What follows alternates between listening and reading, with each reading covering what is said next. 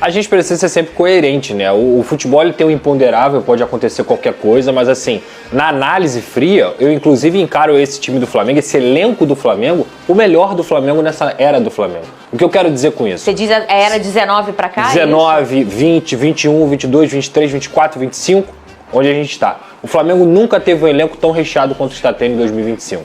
São 18, são 20 titulares, jogadores que são de nível de seleção, seja brasileira, seja Uruguai, seja Argentina e tantos outros que a gente poderia citar aqui. Então, eu acho muito difícil que o Flamengo, com a vantagem do empate, com o conforto de ter feito 1-0, jogando no Maracanã, que também está mais adaptado, com a volta, por exemplo, do De La Cruz, que não jogou no Newton Santos, mas que deve voltar também. Enfim, é um time muito estável, é um time que até jogando mal, como jogou no primeiro tempo contra o Vasco, consegue se manter seguro ali. Obviamente foi um lance que o Léo Ortiz fez um gol, ele até falou sobre isso, mas assim, eu vejo o Flamengo tendo um conforto e uma estabilidade muito grande, não só defensiva, e eu também não consigo enxergar o Flamengo não fazendo gol. Você consegue entender isso? Não. Eu não vejo o Flamengo vendo um Vasco se expondo, porque o Vasco vai ter que se expor para buscar o resultado, não conseguindo ter espaço suficiente para ser letal como vem sendo nos últimos jogos. Então assim, por mais que o Vasco chegue 10 e consiga fazer uma, o Flamengo em 3 vai conseguir fazer uma. Então é um jogo que hoje, principalmente com o resultado, e até por isso que eu critiquei bastante o Carille aqui, por não ter conseguido buscar o resultado ali no segundo tempo, e obviamente não é só culpa dele, os jogadores também desmoronaram e ele falou isso mentalmente, o Vasco da Gama tinha que pelo menos ter saído vivo do último jogo de sábado, para poder buscar uma vitória no Maracanã. Você tendo que fazer uma diferença de 2 gols num time que não toma gol na competição, e ainda não tomar gol no caso do Vasco da Gama, que vem sofrendo às vezes também defensivamente, é muito complicado, cara. Eu acho que a missão do Vasco é quase impossível, mas eu sempre torço para que o imponderável aconteça, né? Mas... Olha aí, os desfalques no Flamengo seguem sendo o Cebolinha e o Michael, que ainda tratam lesões na coxa. Aí você fala aí de casa, gente, esse Pedrosa tá tocado da cabeça. Quem lembra do Flamengo de 19? O time do Flamengo 19, ele era avassalador. Sim. E na minha opinião, ele foi também um marco no nosso futebol brasileiro. Perfeito. Com o Jorge Jesus, a intensidade, um jeito jovem e novo de jogar aqui, porque a gente se entendia de treinamento tático. Não um treinamento, mas do que se colocava taticamente, intensamente. Muda muito o nosso cenário da nossa prancheta tática aqui no Brasil nessa passagem do Jorge Jesus. Foi um marco mesmo nessa evolução que acontece a cada década. O futebol muda, tudo muda, o jogo muda. Foi realmente um marco. Era um time avassalador, mas ele está falando de elenco. Não é os 11, não são os 11. É o elenco, é o banco de reservas. E eu concordo plenamente com você. Se fosse algum tempo atrás, um Cebolinha e um Michael, e aí o Flamengo já estava com uma dor de cabeça. E hoje, o próprio torcedor que já vai habituando faz, que pena. Ok.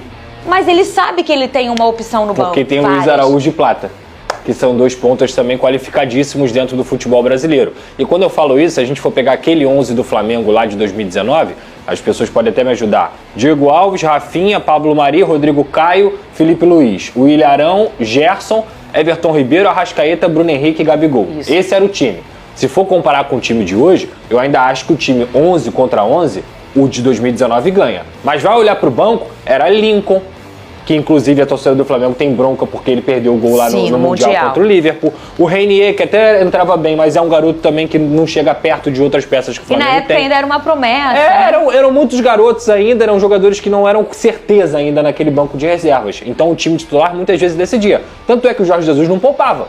E ele não poupava por quê? Porque ele acreditava muito no seu 11 titular. O Vitinho também era uma opção naquela época. Hoje, amigo, o Felipe Luiz, ele tem uma série... Se for perguntar isso pro Felipe Luiz, provavelmente ele vai falar. Verdade. Realmente, o time de 2025, ele é melhor qualificado. Fez parte, né? Fez parte, 19, exatamente. Né? Então, assim, é muito complicado porque, cara, de elenco no Brasil, o Palmeiras está se reforçando muito também. Pegou o Vitor Roque agora, tem um Paulinho da vida, o Estevão vai sair, mas está lá ainda. O Palmeiras também é muito forte, mas de elenco, não tem ninguém que bata de frente com o Flamengo, não. O Flamengo, ele tá adotando uma postura, Fernanda, que pode revolucionar um pouco o futebol brasileiro antes do fair play.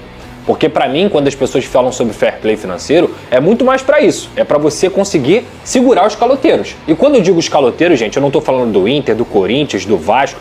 Eu tô falando de todo mundo. Todo mundo que em algum momento se comprometeu a pagar um jogador, tirou o jogador do outro time e não pagou, tá conseguindo lesar o seu adversário financeiramente e esportivamente também. Então o que o Internacional fez nessa história toda? Foi lá, comprou o Thiago Maia do Flamengo, e o Thiago Maia fez alguns jogos no ano passado com o time do Internacional e queria vender para o Santos por um valor maior ainda. Sendo que o Internacional ainda deve o Flamengo. E o Santos não tem garantia nenhuma de que vai pagar o Internacional e vai pagar o Flamengo. Então o que o Flamengo falou? Peraí, você tem uma dívida comigo, aí você quer repassar minha dívida para outro time e esse time ainda vai te pagar um dinheiro por conta do jogador que você não me pagou? Sim. É um absurdo. Então eu consigo compreender completamente a postura do Flamengo nesse sentido, de pedir as garantias financeiras e inclusive pediu até garantias de direito de transmissão. Não são qualquer garantias financeiras, muito pelo contrário, são garantias financeiras que o Flamengo sabe que vai receber, porque ficar tomando calote não faz sentido. E o Internacional ainda teve a pachorra de divulgar uma nota reclamando do Flamengo.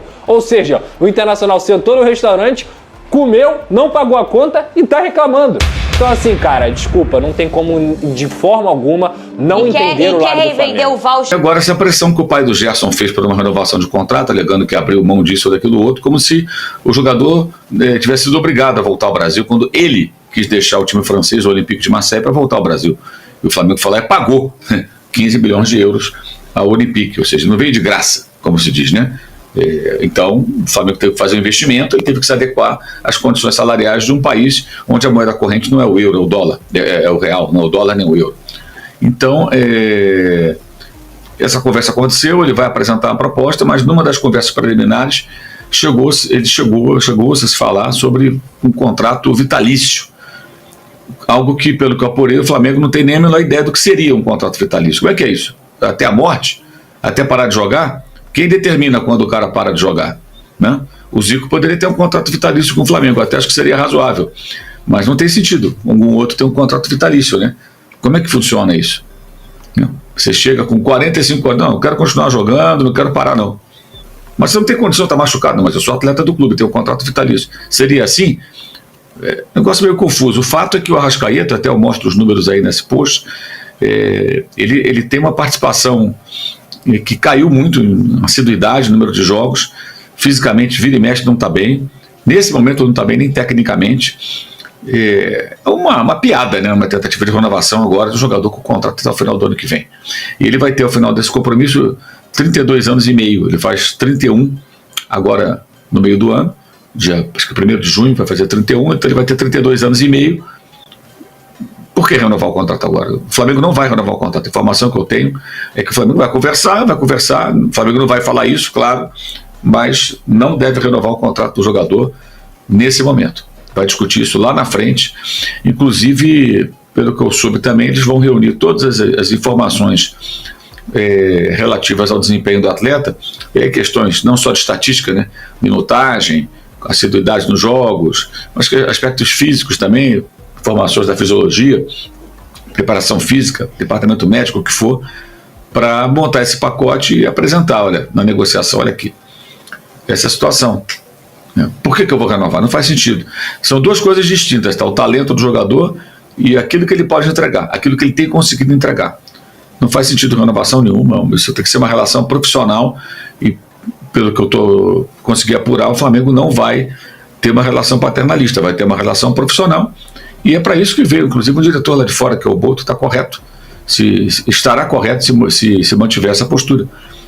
Não tem que renovar o contrato agora. O contrato vai até o final do ano que vem, gente. Você antecipa a renovação de jogador que está muito valorizado e você quer assegurar a permanência do atleta e o atleta quer permanecer e quer ganhar mais. Aí você fala, olha, você quer ficar, eu quero te pagar mais, quero aumentar a tua multa, vamos prorrogar o contrato, você está jogando muito bem. Beleza, vamos lá, a gente prorroga o contrato por mais 2, 3, 4 anos, sei lá quanto tempo, eu te pago mais e aumento a multa. Isso aconteceu em 2020, de 19 para 20, com o Bruno Henrique. O Bruno Henrique, ele ganhava bem menos que outros jogadores do elenco, quando chegou do Santos ao Flamengo, foi destaque disparado na Libertadores no Brasileiro daquele ano, ganhou os 2 títulos, o Flamengo o colocou no patamar dos mais bem pagos, elevou tremendamente a multa rescisória, e ele continuou no clube até renovou o contrato há pouco mais de um ano. Mas não é o caso do Arrascaeta. O Arrascaeta está precisando sim entregar mais. Ele está entregando pouco. E a questão física dele é muito preocupante, não é de hoje. Mas os empresários de futebol muitas vezes são assim, né? É um trabalho do cara, eu nem acho errado, não. Vai tentar emplacar, né, gente? Vai lá e tenta, né? mas aceita quem quer. O Flamengo volta a campo neste sábado para encarar o Vasco pelo jogo de volta da semifinal do Campeonato Carioca, e essa partida pode ser ainda mais especial para Bruno Henrique. Isso porque o camisa 27 está a um gol de alcançar a marca histórica de 100 gols com o manto sagrado. Desde que chegou ao Flamengo em 2019, Bruno Henrique já disputou 287 jogos, marcou 99 gols e ainda deu 56 assistências. E olha que esse clássico pode ser o palco perfeito para essa marca histórica, porque o Vasco é simplesmente a maior vítima do atacante entre os principais rivais do Mengão.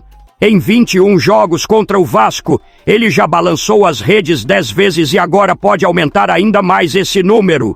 O Flamengo chega com vantagem para a partida e pode garantir vaga na grande final do Campeonato Carioca. Será que Bruno Henrique vai alcançar essa marca diante do Vasco? Será que o Flamengo vai confirmar a classificação para a decisão? Comenta aqui embaixo o seu palpite para esse jogão. Agora estamos com a opção de ser membro do canal. Você ganhará vários benefícios sendo membro. Vai lá conferir quais benefícios você ganhará. Não esquece de deixar a curtida no vídeo, se inscrever no canal e ativar o sininho para não perder nenhum detalhe do Flamengo. Até a próxima. Saudações rubro-negras.